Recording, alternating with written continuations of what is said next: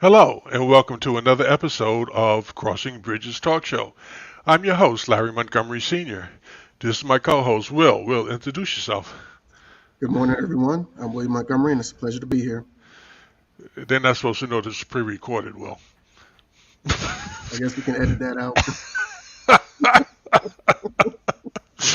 Anyway, we have a special guest today, Mr. Michael King Jr., and I'm going to let him introduce himself. Yes, my name is Michael King. I'm a licensed therapist located in the DMV.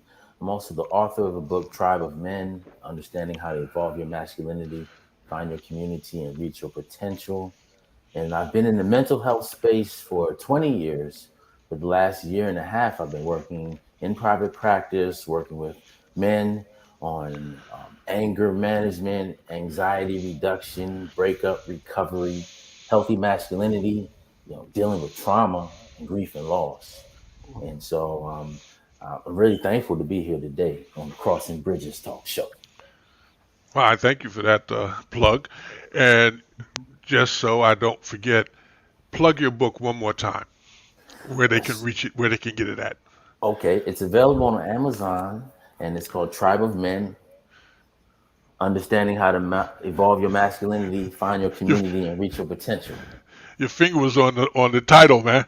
Oh, my finger was on the title. Oh, yeah, you gotta get better at this. Oh, yeah. All right, there you go. There you go. Now it's looking. That's Yeah. good. That's good. That works. Yeah. All right. All right. Don't abuse it. That's nice. No. Now, what we got? Okay. The show is about fatherlessness, which is pretty much an epidemic in the black community here in the United States. And we just try to come every week and have an open conversation about some of the things that fathers deal with, because there's no book that says this is how to be a father. We all have our different experiences. My son is with me, and I thank God for him, because he could be doing other things right now. But my point I want to make here real quick is that my father was a part-time father for many different reasons. We could talk about that another time, but he was a part-time father. So a lot of the things that I could have learned or should have learned from him, I couldn't, and I didn't because he wasn't there. And so my children came along, a lot of times I was winging it, not really knowing how you should do this, what you should do here, or whatever. And so I'm hoping that these conversations help my son, and his children, and then their children. Because once we start talking, I may not know everything, but I bring Mike in, we talk about a little something, talk to the neighbor or whatever. We just get comfortable talking to each other as opposed to profiling, because that's where we have found over the years from slavery, you can't really bring anything to the table without the white man, having an opinion about it. So even having private conversations was a no-no. You get a bunch of black men standing around talking about something, and here comes the sheriff. So, but let me put that to the side for a moment. And I want to start with a quick video. And I think that it might be helpful to kind of set the stage here. Let me just see if I can work this like I should. Here we go. 5 reasons why some men abandon their children. I was recently asked why abandoning children is often done by men. As a man fully committed to the well-being of my family, I don't believe there's one single answer to why this happens. Still, I know for a fact that fear, if left unchecked, will send a man down a road of no return. 1. Abandonment is a reaction to fear. 2. Caught up in themselves. 3. The past catches up. 4. Abandoning children as emasculation. 5. A loveless relationship. 6. Abandoning children because he isn't good enough. 7. 2 sides to every coin. 8. Abandoning children happens because of fear. Abandonment is a reaction to fear. If left unchecked, fear will negatively impact anyone, male or female, and the people around them. As someone who has been there, Hearing the news that you're about to be in charge of raising another human life can create a tightness in the throat, a quickening of the heartbeat, a sinking feeling in the abdomen, and panic in the mind. This is a very human reaction to fear. Here are 5 reasons why. Caught up in themselves. Oftentimes, men are so caught up in their immediate selves, for better or worse. Any addition to the equation translates as chaos in a man's mind, which is why you'll hear, "But I'm working on this and that," or "Not now." The past catches up. There are some men who have endured physically and emotionally abusive relationships as children. And whether they received therapy for this or not, they don't trust their ability to not do the same thing to a child of their own. Abandoning children as emasculation. They were never men to begin with. A man by no means is some mythological archetype of human strength and perfection, but rather someone who accepts accountability for their actions and owns up to them, no matter what. This isn't the easiest thing to do, and accountability isn't really being taught too many places these days except for maybe in the home. There are plenty of examples of not being accountable everywhere in the media across all formats. This includes everything from sham celebrity weddings, music so disrespectful no hot beat in the world can overpower the words, to professional athletes getting slaps on the wrist for real crimes that will put the average person under the jail. A loveless relationship. A man might want to be a father, but there's a strong possibility he may not want a particular woman, the one he's impregnated, to be the mother of his child. The relationship might not be the one for him. There might not be a relationship at all. He might resent the idea of having wasted his seed on this particular woman and now being stuck with her. The scenarios are countless, but whatever the situation, both parties should have thought and taken the proper precautions before creating a lifelong experience. I'm going to stop right there. I think that kind of sets the tone and gives people an opportunity to get some thoughts together. Mike, did you have some thoughts? Yeah, especially I do have some thoughts about we as adults, when we have experienced adverse childhood experiences, because in the video it had touched on when a man was a child and if he experienced, some traumas, and then it had me thinking about adverse childhood experiences, or otherwise in the clinical profession is known as ACEs. It's the acronym, and adverse childhood experiences are potentially traumatic events that occur before a child reaches the age of 18, right? So it could be ranging in forms of abuse, neglect, substance use, maybe physical or emotional abuse or neglect. Sometimes economics factors pour into play. It could be poor housing, quality housing, affordable, or exposure to violence. Those adverse experiences, if they're not addressed, especially through a therapeutic process in someone's younger years, it can spill over into their adult life and then impact how they see themselves and impact their ability to engage in healthy relationships, or it affects how they show up. Yeah. Um, Fatherlessness is a part of that equation. And if you don't have a father in the household, things are going to happen. Life happens. And there's no controlling what's going to happen to any one of us. But having that, I'm just going to say, rock in the household that you can go to when something happens, or, especially if they bring something to the table like they've already been through it as a father, you've already been through something or other. You can advise the child and help them deal with it, and demonstrate to them how they should effectively deal with situations, whether they are familiar with them or not familiar with them, as life unfolds in front of you. But if you don't have a father, now we've started the conversation earlier. Will was talking about the impact that a mother has on the child, and based on some of the today's cultural signposts or whatever you want to say, a lot of women feel that they don't need a man to raise a child, and that's really a falsehood, because a woman cannot raise a man. They can raise a boy, they can raise a child, but they can't raise a man. And it's not, something that is a negative. It's like, I can't have a baby. So I don't feel bad about it. That's just life. That's how I'm made. And my mother, when my father wasn't there, she was a mother, you know, and she could call herself, I'm also the father too in the household. I knew better, you know. I mean, Mhm. she's, yeah, your mom, but you ain't dad. I wouldn't open my mouth and say that to her. Mhm. And just because she happened to be passed away, I'm saying it now, but Mm, she can put the fear of God in you. But the mm, reality is that's the reality. The things that a man needs to know, a male needs to know, a mother doesn't know all of it. She mm. might know some things, she might have her own experiences, and I'm going to stop there and turn the floor over to Will or Mike, and you go from there. Well, I mean, I just want to clarify something real quick. When we say a woman can't raise a man, it's not that they can't do it physically.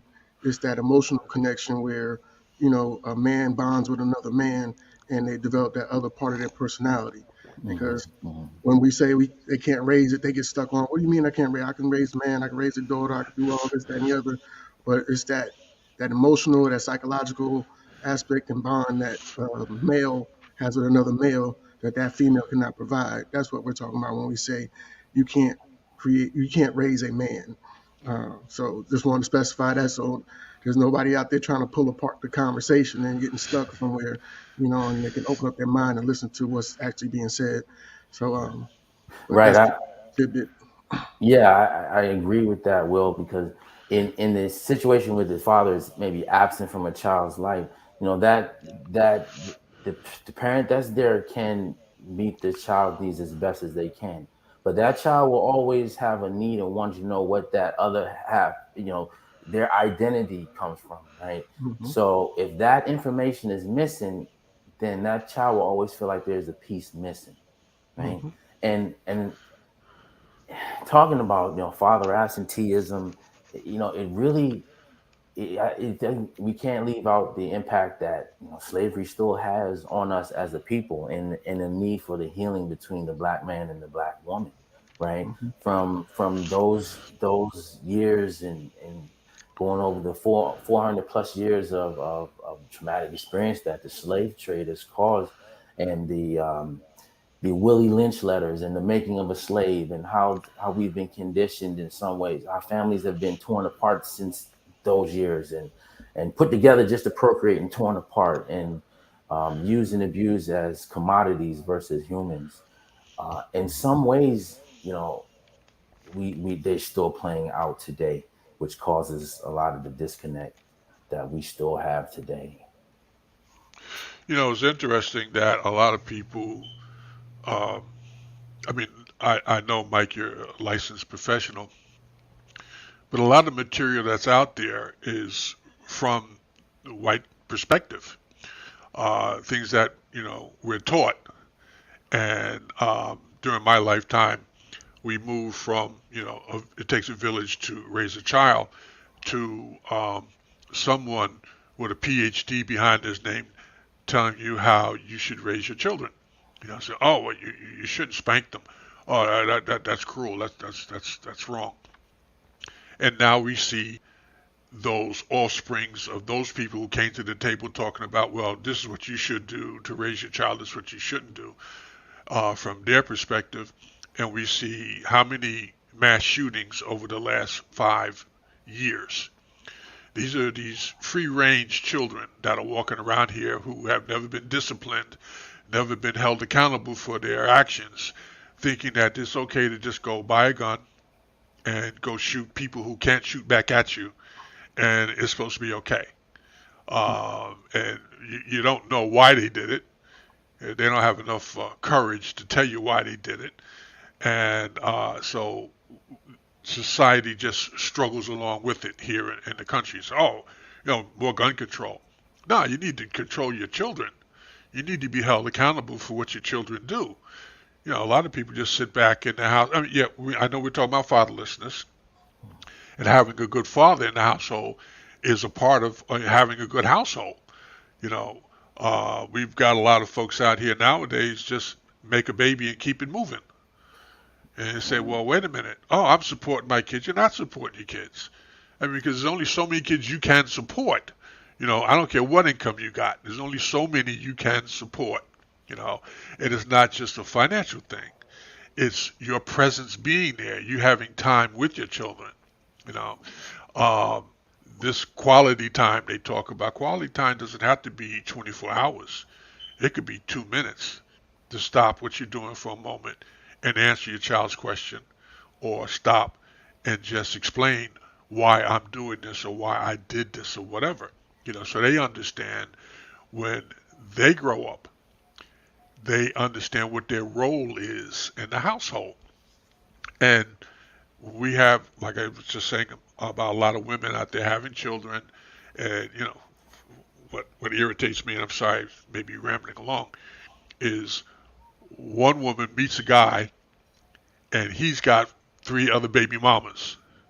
And she thinks, well, if I make a baby with him, I'll have him and I'll be able to, you know, fix him. She didn't talk to baby mama number three. She didn't talk to baby mama number two or number one because they all had the same thinking. You know, well, I'll make a baby with him and then he'll be mine and I can fix him. You can't fix them once they become a man. You have to work with them to help them understand that, well, some of the things that you think or some of the things you do don't really make sense. You know, I mean, I've been down that road, and my wife has told me many times uh, that thinking is what gets you in trouble. And so, after, you know, I got to accept that because I got in trouble a lot.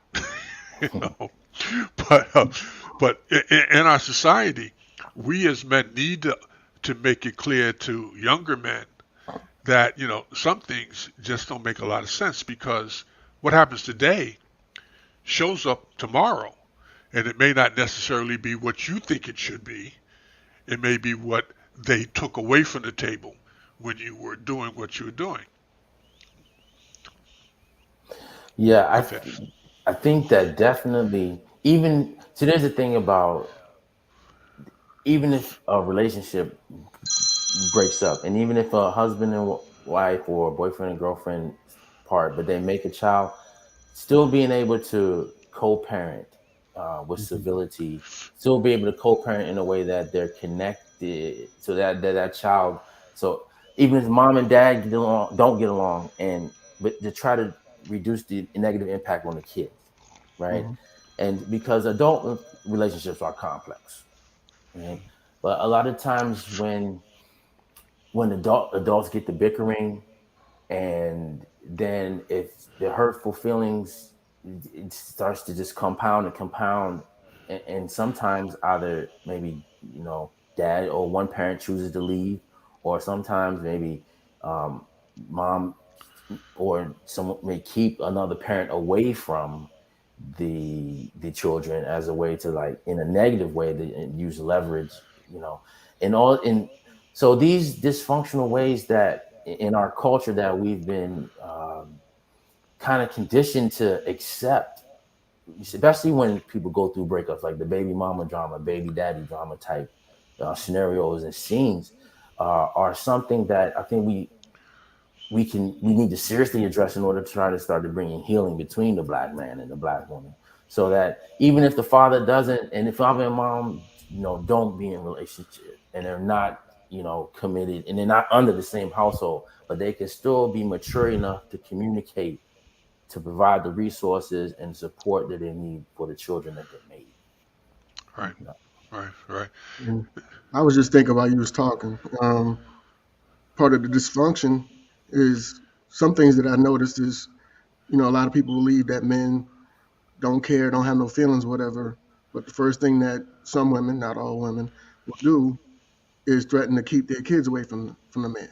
So I'm like, if you feel like this man doesn't have feelings or not connected to their child, why is the first negative thing or first power play that you would do is to keep them from seeing their child? You think you're punishing the man, but you're really punishing the child at the same time, unbeknownst to you because you're upset, about on whatever the man did or whatever he didn't do. Well, there's some things that aren't taught in school, which really should be. And one of the things that should be really taught, I mean, we kind of backhandedly learn it, is self-control. You know, Mhm. there's a way to deal with things. And, being punished is, one way that, we deal with things like that. But you got to understand, is it punishment or is it just plain cruelty? Mhm. We have a prison system. It puts you in jail for, years for this or that. Did you learn anything, or did you just understand how to survive better in a different environment? You know, so we really haven't focused on how to handle reconditioning people or to help them to understand a better way of dealing with situations. So back to the household, the two parents come together to raise the child. If they can't agree, and if they don't know what the skill sets they need to have to understand well how we can disagree, you know, the child is only going to take away from the relationship, a marital relationship, what they see and what they heard. You know, you don't know when the child's listening. Mm. You don't know what they see. We think we do, but 9 times out of 10, the child will see a lot more than what you think they're looking at. You know, I've seen many of these little TikToks where kids are doing amazing things. You know, because not because they know it innately, but they've seen some part of it that they can take away and they can extrapolate and move forward. With it. So we as parents really need to understand our role and how to control ourselves. I'm mad at you. Okay. Well, how long am I going to be mad? 5 minutes, 2 minutes, walk away, cool your head, and come back. No, I'm mad for 2, 3 weeks, and that means what? You just lost 2 or 3 weeks of your life being able to enjoy your partner because you're mad about something that right now you can't fix, you can't change, you can't do anything about what happened in the past, other than let's see how we can work differently going forward. Yeah, you had mentioned it's about discipline and focus, and I just want to like to me like a man like sometimes the word man kind of gets thrown out there, but then a person may be an adult male, which is like still maturing, going through their learning and growth journey, right? So I like in that there's a difference. Like a man is I look at it as maybe like a servant leader, right? Can they be disciplined enough to control those fleshly desires, to walk out a purpose, to not only handle his responsibilities if they have a child, but handle their responsibilities for their own personal development. They can make a plan, work that plan out, and deal with the adversities as we come to try to get to the achieve these goals. Sometimes an adult male, is an older person, but they may be living, for lack of better words, maybe chasing fleshly desires. They kind of living to consume versus to create. They may use um, emotions or physicality to like control others versus being able to lead by healthy examples of what maturity is. So it may be learning how to deal with disappointments and being able to share life lessons and experiences with not only their youth but with people that they come in contact with, right? Using their masculinity for strength and for good, whether it's sharing knowledge, sharing their strength to maybe help somebody move something, or trying to set a tone of being respectful, being mature, and demonstrating how when discipline and with faith and being able to control how we show up, right? So sometimes adult males we can just they're living like to people please others, and again just like chasing fleshly desires and just learning and growing from a lot of mistakes that they've made, and being able to what's the word I want to use? Um, so being able to work towards being a servant leader, right? I think is how responsible men can be, so we can help try to continue to heal the relationship between black men and black women, versus kind of pointing or finger pointing or blaming, or kind of ducking responsibilities or acknowledging roles that we may play in some of the disconnect that is right now going on between men. There's a lot of things I think sometimes as guys, like especially when I see some guys in my practice, they you know they I hear this is what I hear a lot is things and ways that I was raised. I realized that some of them things were wrong, like being told just that to keep my emotions inside and keep pushing through and deal with it, or some of the examples I've seen of what masculine behavior is was wrong, and I want to do better for my kids. So Mm-hmm. I want to. So I work with a lot of guys who maybe at times been put out of their house when they were like 12, 15 teenagers, right? Mm-hmm. 15.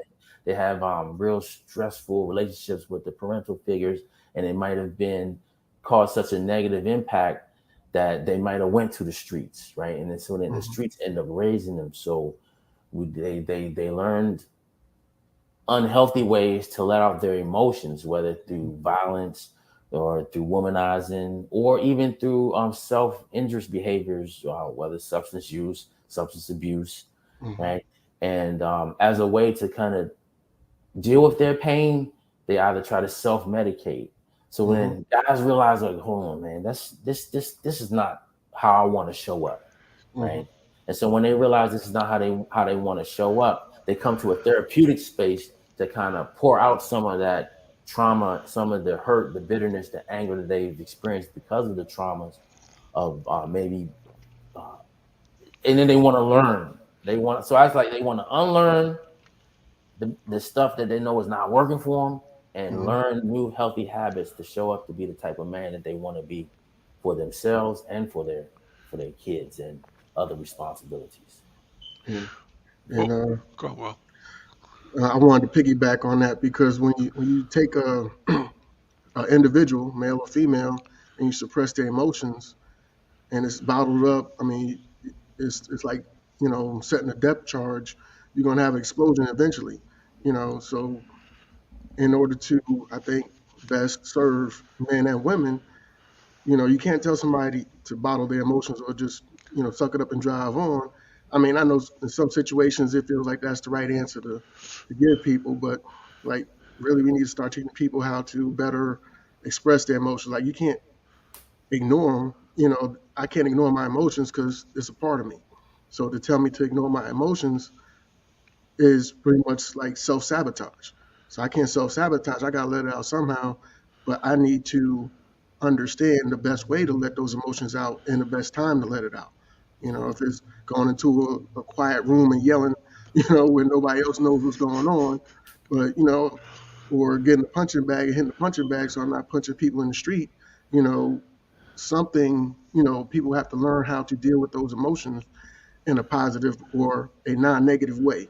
Yeah, Well, and go on, Mike. yeah, that's why I mean that's why I like to recommend that guys try therapy, right, or Hmm. counseling, because it can be a safe space that you can pour out like the bitterness or anger, sometimes disappointment. Because I believe if someone's filled with anger, bitterness, disappointment, or hurt, especially from past adverse experiences, then there's no room for self love. There's no room for empathy, and it's going to impact how you love and view yourself, and then how you engage and impact the world. So, Hmm. like, therapy is a space that you can be used to develop emotional intelligence. Like I know in our community, man, nobody we like when I was coming up, I've never heard emotional intelligence, right? But it was just through kind of going through um, learning and in this field that I realized emotional intelligence is a broad category, but it's made up of five components. Self-awareness is one, Hmm. empathy, structured problem solving, social skills, and emotional regulation. Like so, having the tools to manage your emotions, right?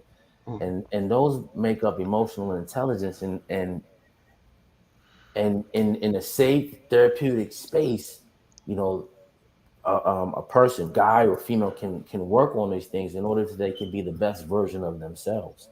Mm, And I think part of helping heal the relationship between black men and black women, and overall even the black family, is basically pouring out some of the old things that we know doesn't serve us in how we interact and relate with each other, and try to reconnect in a way that we can kind of build and grow, because we are resilient people, right? mm, And this whole stereotype and stigma about fathers not being there for their kids, it's time that we debunk that, right? From way the media demonstrated that, where from back in the days when they had those black exploitation movies, they made it seem really cool how, guys as players and pimps and womanizers, but those pop cultures was like late planting seeds, and then people look up and idolize to being like that versus being like the mature guy who's handling his responsibilities, right? The mhm, media makes that seem boring, but actually that's what is needed. So like, in order for us to really like tackle this issue of father absenteeism in our community. mm, Well, back when we talk about the media and how it's impacted the black community, um, you pointed out about the black exploitation era. During that era, on the other side of that coin, you had shows like Father Knows Best, the Andy Griffin Show, things like that. So white people were shown in a particular light on purpose.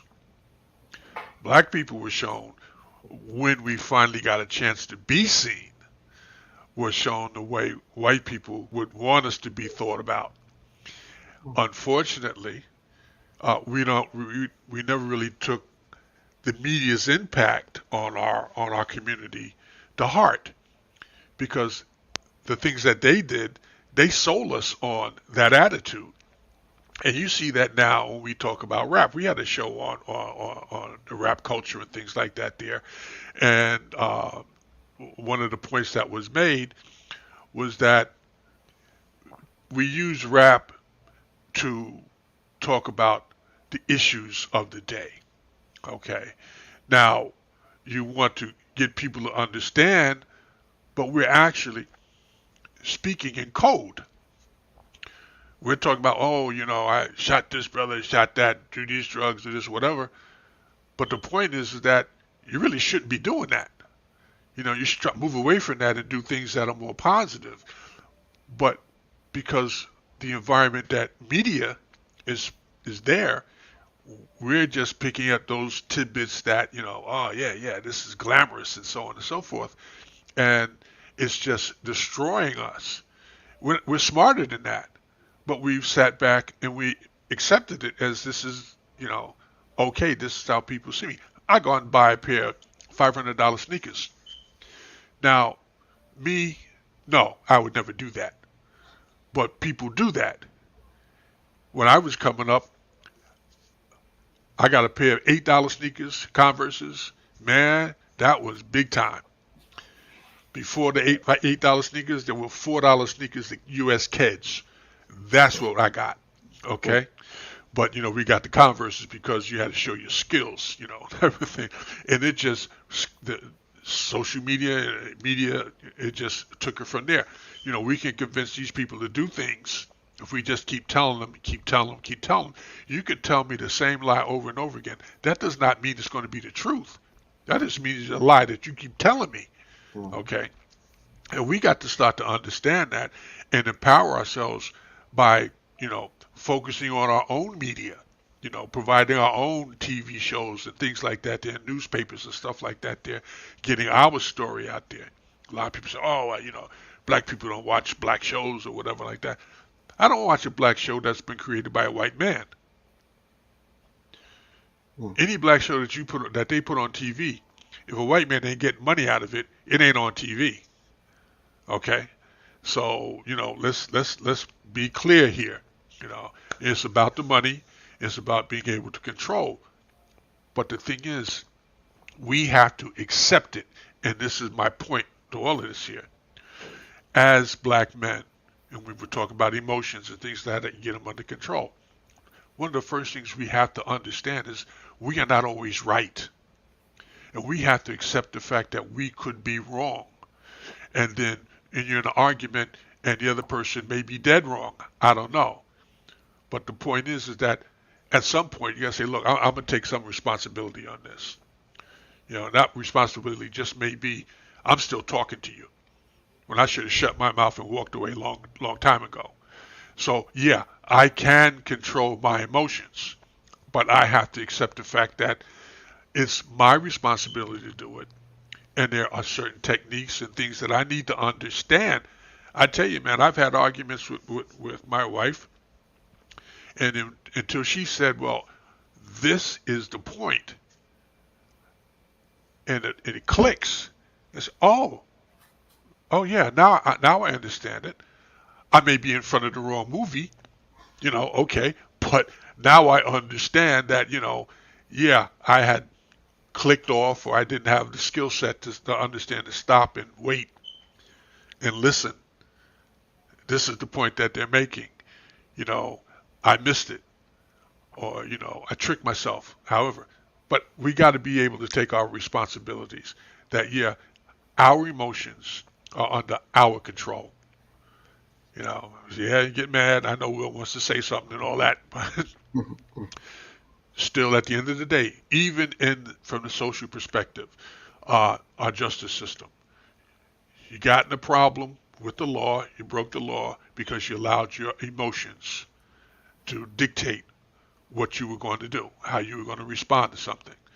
And therein lies where the problem is. So when people don't think 2 minutes in front of themselves, I'm going to rob a liquor store. They got $5,000 in the drawer. Great. I come out the store, I get busted.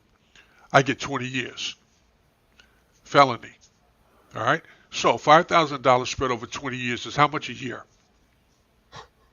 I could have sold bottled water on a corner and made more money in a day, you know, 365 days. That $5,000 I stole at a liquor store was a waste of time and it was stupid. Okay. Well, I know you got something to say.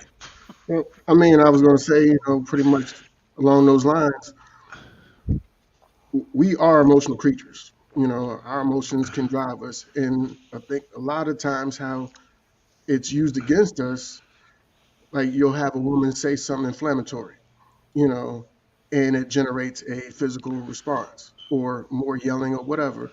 And because if you say something to me and disrespect me, I have two choices, or maybe more, but at least two that resonates. Right now, I could either continue that, interaction, or I could walk away. You know, how many people are gonna choose to walk away? It depends on how deep it cuts. Because if you cut somebody deep enough, all logic is out the window. It's like, no, I got to respond. I got to prove myself. I got to exert and defend my self-respect or whatever. So therein lies the issue. So now I got to prove myself. I'm gonna keep going. You're gonna keep going. I'm gonna keep going. Instead of saying, you know what, this is not getting anywhere. I know what you're trying to do. I'm smarter than this. So I'm gonna go and I'm gonna say, I'll catch you next time. I'm out. And that would be, now I could be mad still, but I'm not gonna show you that what you did hurt me or cut me or bothered me. Even though it may have, because there's consequences to my actions. I keep doing this, There you go. and what am I losing because I'm wasting time with you? But Right. I know, Michael, I think you was going to say something. Yeah, well, I was with to piggyback off that. I mean, men's mental health suffers when they suppress their emotions, right? Hmm. Or or dismiss things.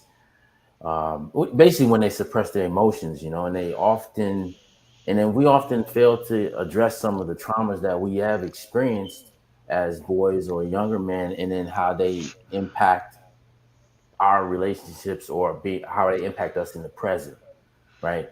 And so if we may not recognize that, hey, this pattern of communication I'm having with women, breakups, or it may be an inability to commit or an inability to express myself is connected to some of the ways that we've been socialized to be, like again, suppressing our emotions, or if we want to responding to like every situation with maybe physicality, or in order to deal with situations, right? But then if we just look and rely just on physicality, then we're actually lessening our value, and understanding that, like, not every situation needs a physical response, right? If it's a self-defense situation, yes.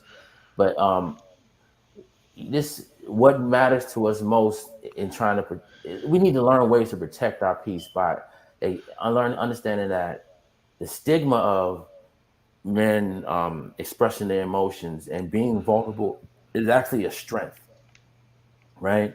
Because sometimes guys may say, well, no, I don't want to say nothing when people think I'm weak. And it's always about what the perception of what others is, how they see them, that's kind of leading and guiding most people to have these emotional outbursts or reactions.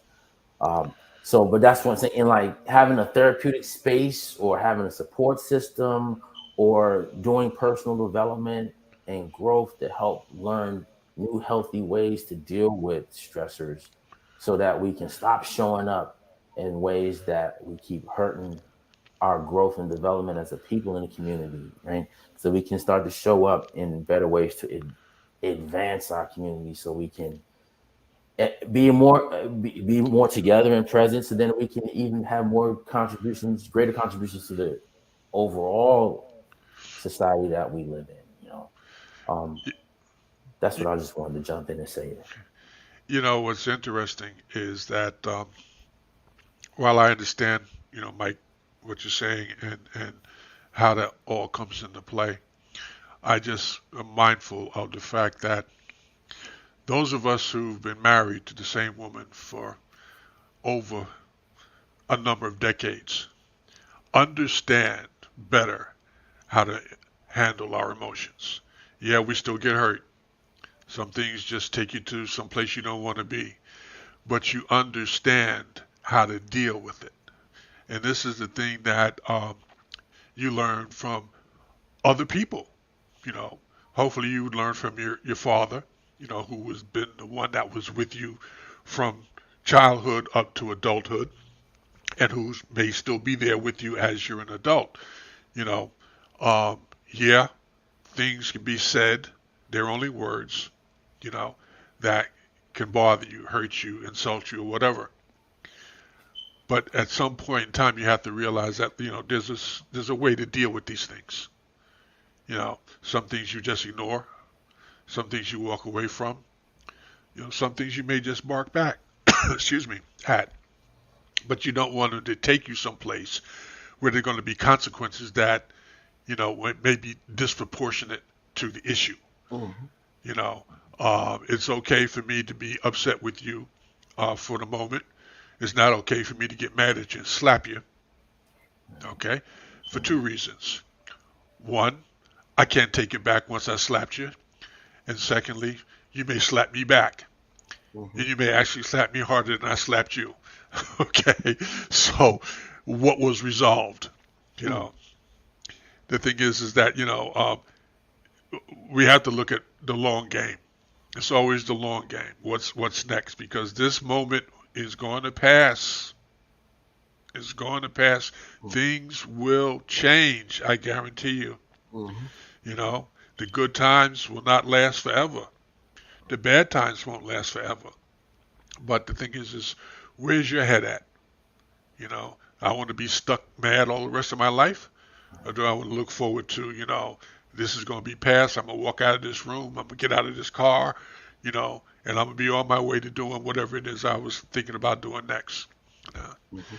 but as from a father's perspective, you still have a responsibility to try to help and to try to demonstrate and show a better way.